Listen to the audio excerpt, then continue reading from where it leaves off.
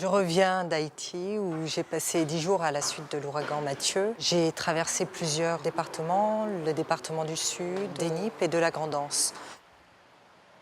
Et le premier constat tient au paysage qui se modifie au fur et à mesure que l'on se rapproche des zones touchées. Toute la végétation est marquée. Même les arbres les plus robustes n'ont pas résisté au vent qui ont soufflé jusqu'à 260 km/h. La plupart des maisons sont endommagées et beaucoup sont totalement détruites. 2 millions de personnes sont touchées, 800 000 sont sans abri et 1,4 million souffrent de la faim et manquent d'eau potable.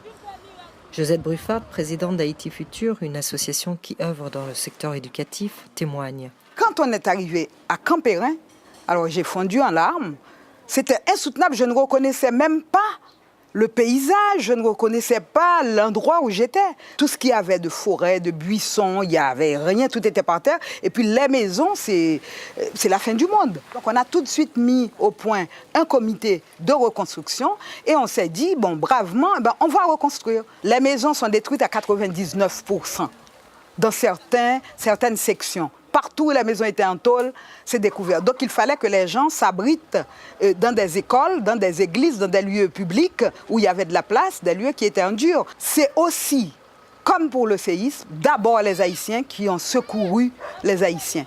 Il y a une solidarité haïtienne, il y a l'Haïti caché qu'il faut connaître. Et c'est sur cet Haïti caché qu'il faudra reconstruire Haïti. Et on a des équipes de bénévoles dans la population qui ont perdu leur maison, mais qui se mettent bénévolement à faire le recensement. Dans l'immédiat, nous nous sommes engagés avec la direction départementale de l'éducation, avec l'inspecteur principal, et on travaille ensemble. Nous avons envisagé de construire 30 écoles dans l'immédiat et nous nous sommes adressés à la Fondation de France qui a tout de suite répondu, parce que si on ne donne pas un peu de travail à ses parents d'élèves, ils ne vont pas laisser les écoles. Ils n'ont pas où aller. Le secteur agricole a subi des dégâts immenses. Les petits producteurs paysans ont souvent tout perdu. En plus des maisons, le vent et les pluies et les arbres qui se sont abattus ont anéanti une grande partie du cheptel animal et détruit les cultures. Les caféiers, les cacaoyers, les arbres fruitiers, les champs de manioc, tout est perdu. J'ai visité la zone de Moro où est implantée Haïtika. L'économie haïtienne, c'est une économie qui repose essentiellement sur l'agriculture. Donc c'est le rural qui nourrit l'urbain. Donc quand le rural est affecté, c'est tout le pays qui est affecté globalement. Là, par exemple, bon voilà, ça c'est une parcelle qui avait quasiment 3 mois prêt pour le greffage. Maintenant, c'est pratiquement détruit. C'est complètement irrécupérable en fait. Je pense que les pertes sont quasiment 80%. On va voir à la fin, dans 3 mois, si on arrive à récupérer quelques-unes d'entre elles.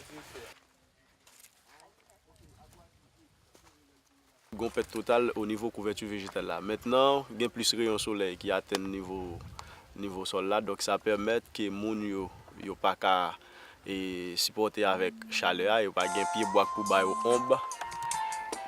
ombre et même espèce animale qui était rete qui pas mourir pendant passage ouragan, donc yo commencé remourir encore parce que yo pas qu'à supporter chaleur.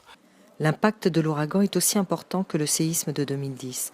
La Fondation de France est impliquée avec les Haïtiens pendant 5 ans pour les aider à se relever. Là aussi, le défi est immense et seule la générosité permet d'aider directement les populations à surmonter ce désastre et à reconstruire leurs maisons, les écoles et relancer leurs cultures agricoles dont dépend leur avenir.